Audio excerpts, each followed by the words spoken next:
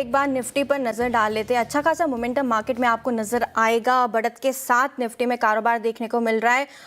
फिलहाल देखें तो निफ्टी का चार्ट आपके लिए लेके आते हैं और 23,400 के पास ऑलमोस्ट निफ्टी कारोबार करते हुए नजर आ रहा है। और बैंक निफ्टी देखें तो यहाँ पर कल आउट परफॉर्मेंस थी, आज थोड़ी सुस्ती बैंक निफ्टी में आपको दिखेगी, लेकिन फिर भी ऑलमोस्ट 300 पॉइंट ऊपर आपको बैंक निफ्टी भी कारोबार करते हुए नजर आ रहा है। मिड एंड स्मॉल कैप देखें तो यहाँ पे आपको दबाव नजर आएगा। मिड कैप इंडेक्स 250 अंक नीचे फिलहाल कारोबार करते हुए नजर आ रहा है। स्मॉल कैप इंडेक्स भी देखें तो 80 अंक नीचे फिलहाल आपको नजर आएगा। काफ़ी सारे स्टॉक्स हैं, काफ़ी सारे सेक्टर्स हैं जहाँ पे मोमेंटम आपको नजर आएगा, लेकिन एक बार स्टेटस देखें, मार्केट का मूड माहौल देखें तो बढ़ने वालों की संख्या गिरने वालों से कम है।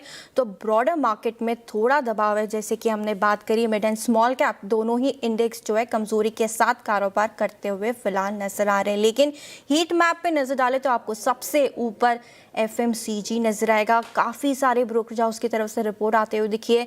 MK ने कवरेज की शुरुआत की है। JP मॉर्गन की पॉजिटिव रिपोर्ट है। एक्सिस की रिपोर्ट बताती है कि काफ़ी सारे FMCG प्रोडक्ट्स के दाम बढ़े और आज सेक्टर विनर में आपको FMCG ही दिखेगा। ऑलमोस्ट 0.2% की तेजी के साथ कारोबार कर रहा है। फार्मा, ऑटो, फाइनेंशियल्स और बैंक निफ्टी हरे में, लेकिन बाकी के इंडेक्स देख लीजिए। IT फिर दबाव में आते हुए नजर आ रहा है। ऑयल एंड गैस में भी ½% की कमजोरी देखने को मिल रही है। डिफेंस की बात करें तो यहाँ पर भी आपको कमजोरी ही नजर आएगी। काफ़ी सारे स्टॉक्स है जहाँ पे बजिंग स्टोरीज आपको शो के दौरान बताएंगे, लेकिन फिलहाल मार्केट पर एक बार व्यू ले लेते हैं। आज जो हमारे साथ गेस्ट शो पर जुड़ रहे हैं पृथ्वी फिनमार्ट के हरीश जी गुड आफ्टरनून। बहुत बहुत धन्यवाद शो में जुड़ने के लिए और अपना समय देने के लिए। सबसे पहले मार्केट में एक अच्छा खासा मोमेंटम बना हुआ है। कल भी एक अच्छा खासा रिबाउंड देखने को मिला था। बैंक निफ्टी कल आउट परफॉर्मेंस दे रहा था। आज मिड कैप में थोड़ी कमजोरी आती हुई नजर आ रही है। सर, क्या व्यू बन रहा है यहाँ से मार्केट पर? वेरी गुड आफ्टरनून नुपुर जी। बिल्कुल, अगर देखा है तो देखिए मार्केट में हमने कुछ दिनों से कंसोलिडेशन देख रहा था, लेकिन पहली बार हमने स्पेशली निफ्टी में आज के ट्रेडिंग सेशन में एक अच्छा रुझान देखने मिल रहा है। ऑलमोस्ट 150 पॉइंट ऊपर है निफ्टी।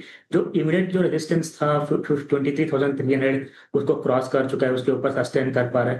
तो मुझे लग रहा है कि निफ्टी में और थोड़ा तेजी देखने मिल सकता है यहाँ से, और एक 150 से 200 पॉइंट का अपमूव बिल्कुल एंटिसिपेट किया जा सकता है। रेजिस्टेंस जो देखने मिल रहा है निफ्टी के लिए 23,500 से 550 के रेंजेस में है, जहाँ पे मुझे लग रहा है कि थोड़ा बहुत रेजिस्टेंस देखने मिल सकता है इस लेवल्स पे।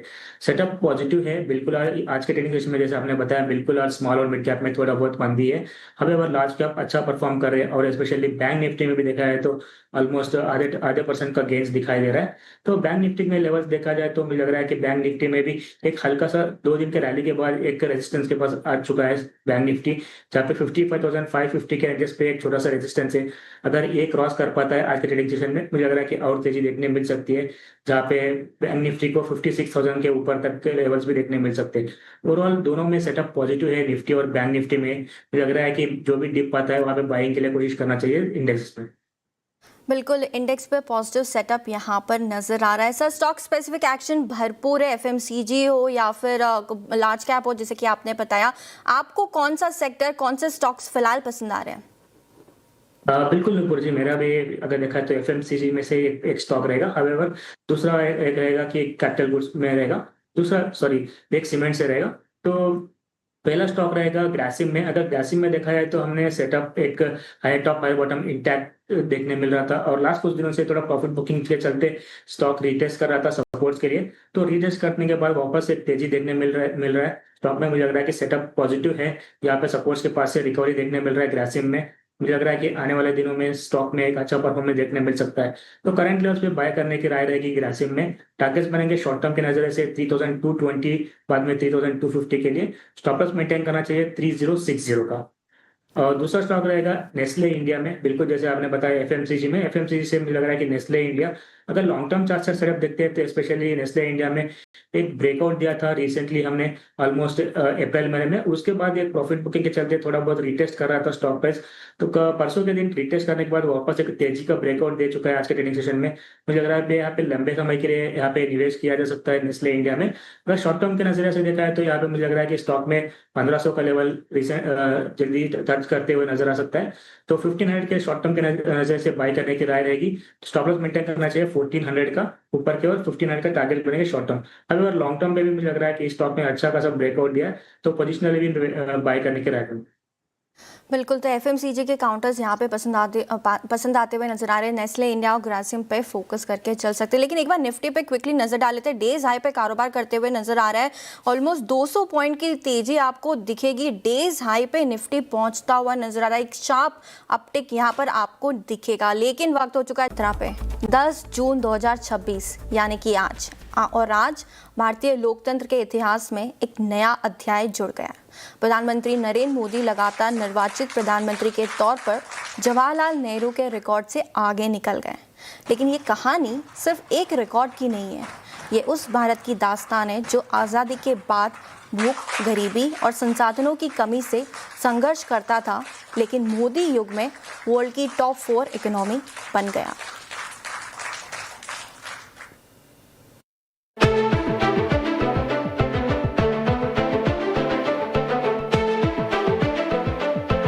तारीखें कैलेंडर में दर्ज सिर्फ एक नंबर नहीं होती हैं, कुछ तारीखें इतिहास रचती हैं। और ऐसी ही एक तारीख थी 13 मई 1952। पहले लोकसभा चुनाव के बाद पंडित जवाहरलाल नेहरू ने प्रधानमंत्री पद की शपथ ली। तब से वो लगातार 27 मई 1964 तक इस पद पर बने रहे। इस तरह पंडित जी ने पीएम के तौर पर कुल 4398 दिन काम किया। अब ऐसी ही एक दूसरी तारीख आई है 10 जून 2026 की। इस बार रिकॉर्ड रचा है प्रधानमंत्री नरेंद्र मोदी ने। मैं कि दुनिया के किसी नेता को हाथ मिलाता हूं ना, तो मोदी हाथ नहीं मिलाता। 140 करोड़ लोगों का हाथ। ऐतिहासिक जनादेश के बाद 26 मई 2014 को नरेंद्र मोदी प्रधानमंत्री बने। तब से लगातार तीसरी बार प्रधानमंत्री के तौर पर वो जन सेवा कर रहे हैं। 10 जून को पीएम के तौर पर नरेंद्र मोदी 4399 दिनों के सफर को पूरा कर जवाहरलाल नेहरू से आगे निकल गए। सबसे लंबे अंतराल के पीएम के तौर पर यह सिर्फ मील का पत्थर नहीं है। दोनों नेताओं के दौर में जो करिश्माई काम हुए वो और भी दिलचस्प है। जब भारत आजाद हुआ तब देश की अर्थव्यवस्था का आकार लगभग 2.7 लाख करोड़ रुपए का था। लंबे वक्त तक भारत में जीडीपी की विकास दर 3.5 से 4% के आसपास घूमती रही। लेकिन आज तस्वीर बदल गई है। 2026 में भारत की जीडीपी 357 लाख करोड़ रुपए के पार पहुंच चुकी है। भारत 6.5 से 7% की दर से बढ़ने वाली दुनिया की सबसे बड़ी अर्थव्यवस्थाओं में शामिल है। 2014 में भारत दुनिया की 10वीं सबसे बड़ी अर्थव्यवस्था था, लेकिन 2025-26 में चौथे स्थान पर आ गया। जब देश आजाद हुआ हम अनाज के लिए विदेशों पर निर्भर थे। अमेरिका के PL 480 कार्यक्रम के तहत विदेश से जहाज भारत आता था जो जनता का पेट भरता था। इसी वजह से उस दौर को शिप टू माउथ इकोनॉमी कहा गया। लेकिन आज भारत दुनिया के सबसे बड़े फूड एक्सपोर्टर कंट्रीज में शुमार है। चावल गेहूं के एक्सपोर्ट के अलावा आज भारत प्रधानमंत्री गरीब कल्याण अन्न योजना के तहत 80 करोड़ जनता को मुफ्त राशन भी उपलब्ध करा रहा है।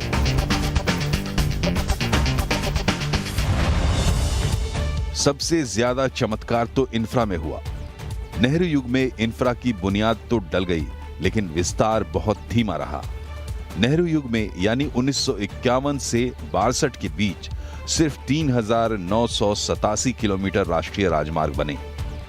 लेकिन मोदी युग में 2014 से 2024 के 10 साल में ही करीब 54,908 किलोमीटर का जाल बिछ गया। Expressway, dedicated freight corridor, Vande Bharat ट्रेनें, आधुनिक एयरपोर्ट, बंदरगाह और लॉजिस्टिक नेटवर्क ने भारत की आर्थिक उत्पादकता बढ़ाने में बड़ी भूमिका निभाई है। इंफ्रास्ट्रक्चर अब सिर्फ निर्माण का विषय नहीं, बल्कि आर्थिक प्रतिस्पर्धा और निवेश आकर्षित करने का सबसे बड़ा माध्यम बन चुका है। नेहरू का भारत सरकारी नेतृत्व वाले विकास मॉडल पर आधारित था।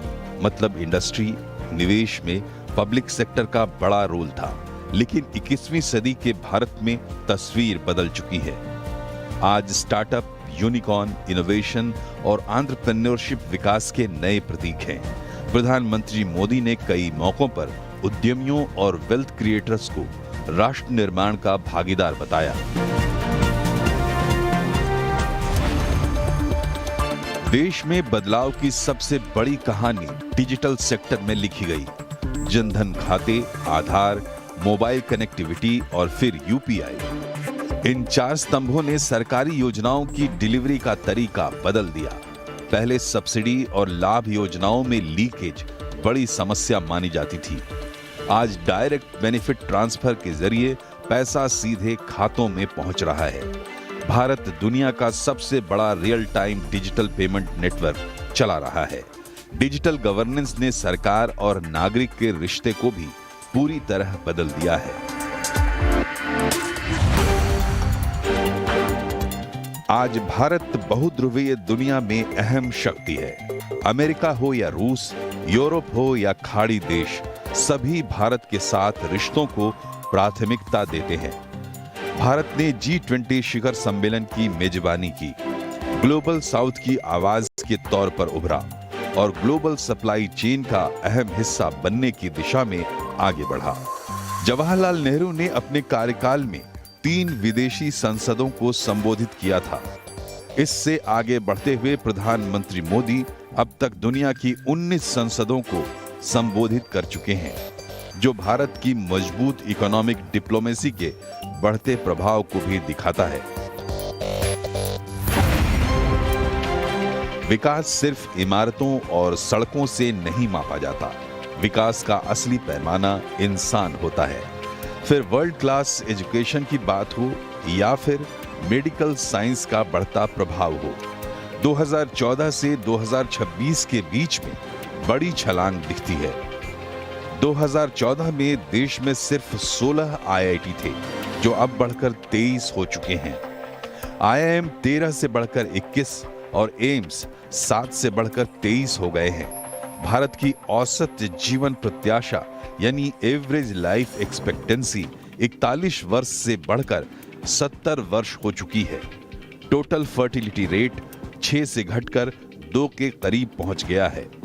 यानी भारत अब पॉपुलेशन एक्सप्लोजन नहीं बल्कि डेमोग्राफिक डिविडेंड की चर्चा करता है। यही ह्यूमन कैपिटल आज और आने वाले दशकों में भारत की सबसे बड़ी ताकत है। 10 जून 2026 सिर्फ एक राजनीतिक रिकॉर्ड का दिन नहीं है, बल्कि भारत की बदलती कहानी को समझने का एक अवसर भी है। ये उस लोकतंत्र की कहानी है जिसने सत्ता परिवर्तन भी देखा, आर्थिक परिवर्तन भी देखा और दुनिया में अपनी बदलती भूमिका भी देखी। प्रधानमंत्री मोदी का कार्यकाल अभी जारी है। आने वाले वक्त में शायद और भी नए रिकॉर्ड बने, लेकिन बुलंद भारत की नई तस्वीर अब पूरी दुनिया देख रही है।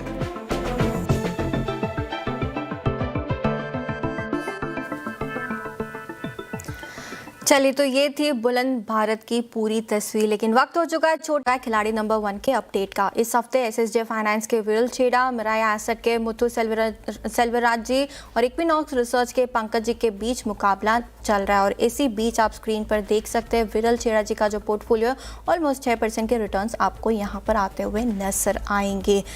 चलिए, तो इतना ही था मिड कैप मंत्रा में आज के लिए, लेकिन आप कहीं मत जाएगा। ब्रेक के बाद जल्द लौटेंगे KYC में।